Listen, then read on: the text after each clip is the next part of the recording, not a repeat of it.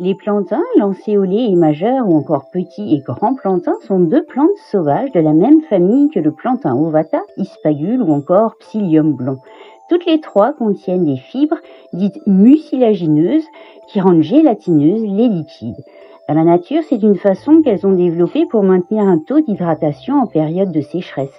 En quoi cela peut servir dans la santé humaine?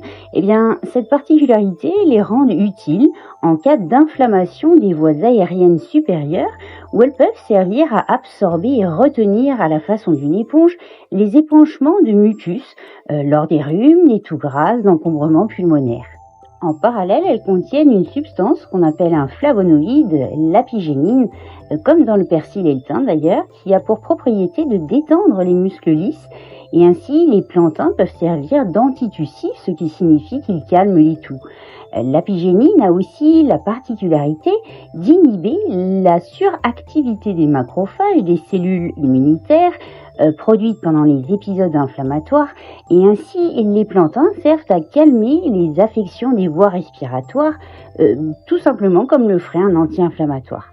Et c'est grâce à cette propriété aussi que cette plante peut s'utiliser pendant les périodes d'allergie, en plus d'être antihistaminique, tout simplement parce qu'elle réduit l'activité des mastocytes sollicités dans les phénomènes inflammatoires réactionnels aux allergènes respiratoires. Le plantain se consomme frais et sans préparation, à peine cueilli, à même le pied. C'est la façon la plus efficace car finalement il n'est ainsi pas dénaturé. À froid, on peut tout aussi bien réaliser des boissons comme des jus gélifiés en profitant du mucilage des graines. Consommée avant un repas, elle permet par son effet densifieur dans l'estomac de réduire la quantité d'aliments en période où l'on cherche à diminuer sa masse corporelle.